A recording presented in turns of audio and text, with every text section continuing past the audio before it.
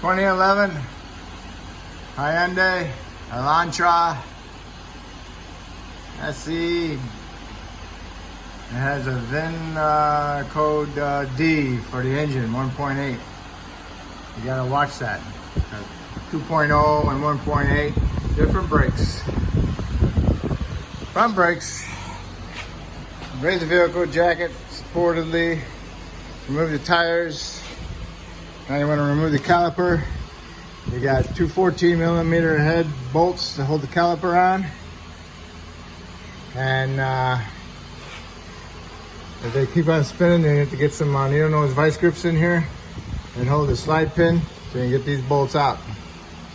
And you might want to get a little screwdriver, pry against it, push the piston in a little bit to get the, then allow the caliper to come off easily. And you take a screwdriver, stick it in here, pry it up like that. Okay. And then we'll get the caliper off, and then we'll have to get the caliper bracket off, and there's two bolts for that, one here and one down below, and those are 17mm. You want to break them loose with a bigger bar, then you can use your ratchet. Okay. There's your bracket bolts, there's two of them. There's your caliper bracket. I'll show you how to clean that in a little bit. Next is to get the rotors off. Rotors got the screws holding them on. 1, 2. Get an impact screwdriver like that. Stick it on there, hit them with your hammer. You know, they work, you turn them to the direction you want to go and they stop, and then you hit them with a hammer. Okay? I got my screws loose, but the rotor's still on there. What you want to do is spray some penetrant around there, and then you want to hit it with a hammer.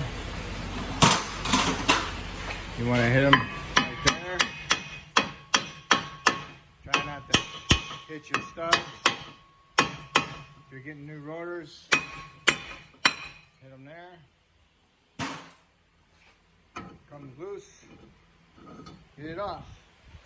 And on here is some rust. You need to get this rust off of here.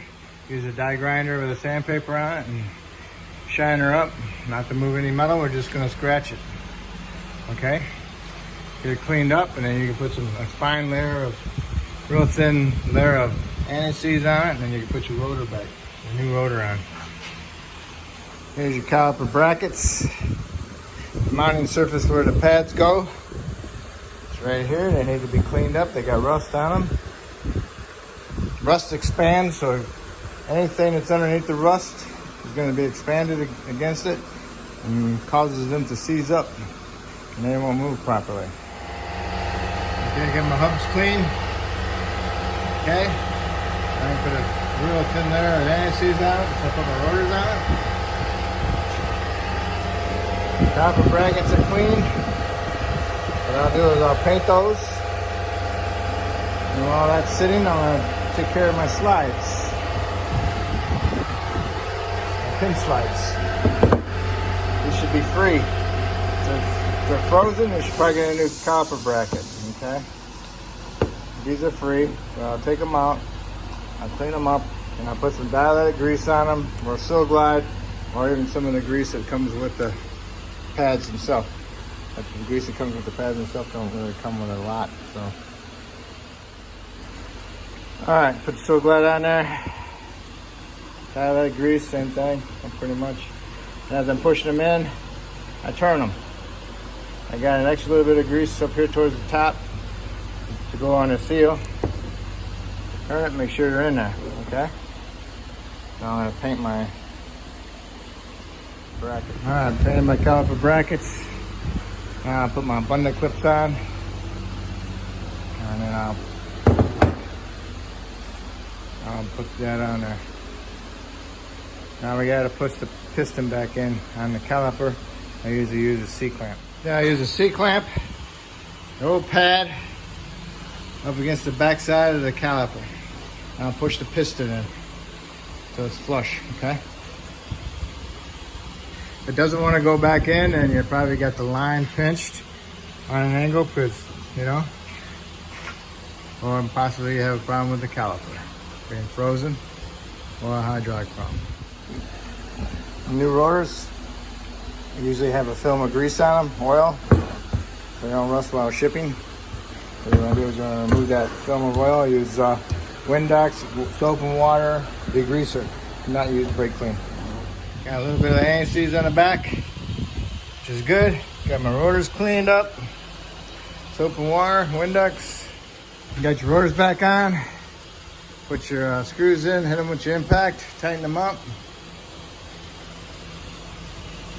And then you're ready for your caliper bracket. My caliper bracket bolts, I put a little anti-seize on the back, on the smooth part,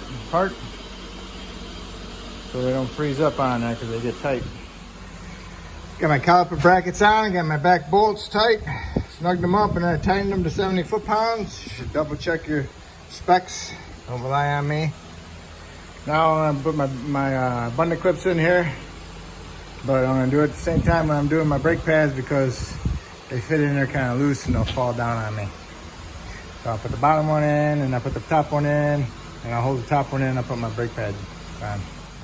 Okay, I got my back one in, and I'll put the front one in. Put it in there like that. See how that is right there? You gotta make sure you push it back. And then as you put in this one, and you angle it towards that inner clip right there.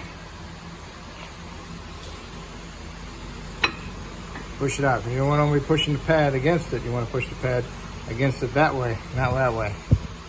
Okay, so now it's in there. My piston's pushed back in my caliper. So now I'm ready for my caliper. You push your piston back in. Don't put them on like that. Okay, see how the line is? It's twisted. So I'm gonna untwist it. Okay. See how good that looks? Yep. No twist in it. Push your slides in. Push your caliper over it, and you can put your caliper bolts in there. Okay. Got my caliper bolts tight, and I snugged them up, and then I torqued them to 18 foot-pounds. You should always double check your torques. Now, ready for the tires, okay? Tires go on. Those are like, what, 80 foot-pounds for foreign cars. You should double check it. Okay. That's it for front brakes.